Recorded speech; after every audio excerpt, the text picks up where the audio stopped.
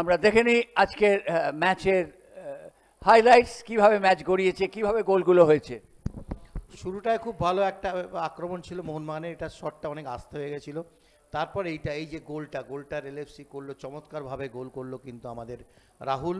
এই গোলের কিন্তু কোনো মূল্যই রইল না। তারপর যেটা সবথেকে ইম্পর্টেন্ট রেজাল্টটা হয়ে গেল 8-1। দেখুন এত ভালো গোল করে টিমটা লিড নিল, তখন যদি একটু বুদ্ধি করে এই যে মোহনবাগানের জন্য এই যে ফ্লাইটটা, এটা কিন্তু ভালো সেভ করেছিল শুভঙ্কর, এবং এই সেকেন্ড ফ্লাইটটাও কিন্তু দিয়ে দিয়েছিল, ভালো পাঞ্চ করেছিল। খেলা আক্রমণ প্রতি আক্রমণের মধ্যেই তখন হচ্ছিল, কিন্তু এই জায়গাটায় যেটাই গোল করলো সেটটো গোল করলো এই বাসপোর্টের মাইনাস থেকে, চমৎকার গোল। দেখুন হেডটার প্লেসমেন্টটাই চমৎকার ছিল। মাইনাস করেছে সেটা থেকে, না সেন্টার করেছে পয়দা, এটা অ্যাঙ্গেল ওয়াইজ সেন্টারিং হয়। হ্যাঁ, সেন্টারটা এই যে দেখুন একটু ওপর থেকে গেছে, বক্সের ওপর থেকে ধরে নেওয়া হয় যে এটা একটা ক্রস, ভালো ক্রস, সেই ক্রস থেকেই কিন্তু চমৎকারভাবে গোল করেছে। তারপর রবির এই গোলটা পায়ে লেগে ডিফ্লেক্ট হয়ে চলে যাওয়া, তারপর পুরোটাই মোহনবাগান আক্রমণে এসে যে বারবার এই যে গোলটা ডিফ্লেক্ট, এক্ষেত্রে গোলকিপার বা ডিফেন্ডারের কিছু করার থাকে না, পেনাল্টি তার থেকেও সেটটোর চমৎকার গোল।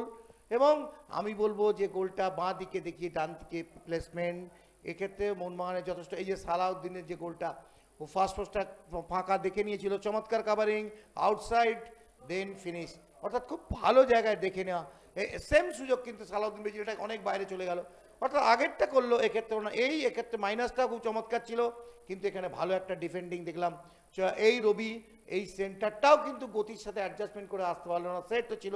রিলেভসি পক্ষান্তরে যে একটা সুযোগ পেয়ে গেছিলো ঠিক হাফ টাইমের আগে, সেক্ষেত্রে তারা একটা ভালো গোল মিস করেছিল না, এই গোলটা সালাউদ্দিনের চমৎকার গোল। অর্থাৎ যে মিডটা বাইরে বিজেসের সেন্টার, সালাউদ্দিনের যে টাইমিং অফ যে অ্যাডজাস্টমেন্ট, যে টাইমিং অফ রানিংটা ছিল, সেটা চমৎকার ছিল ফার্স্ট হাফের জন্য। সেকেন্ড হাফে যে গোল, মোহনবাগান একটা ফার্স্ট হেডটা যেটা আমরা বলছিলাম আপারে ডে গেছে, এই চান্সটা, এই সুযোগটা কিন্তু যথেষ্ট একটা ভালো সুযোগ ছিল, এক্ষেত্রে গোল হলেও হতে পারতো।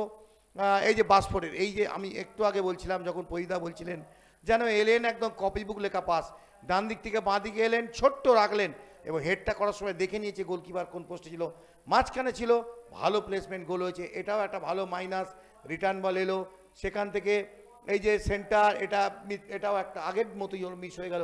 অর্থাৎ ডান দিক বাঁ দিক থেকে একের পর এক সেন্টার, এইটা আমি বলবো এটা কোনো গোলকিপারের জন্যই কিন্তু যথেষ্ট, এটা ইটস এ টোটাল মিস্টেক হবে গোলকিপিং, গোলকিপারের হাত থেকে বল ফসকে যাচ্ছে।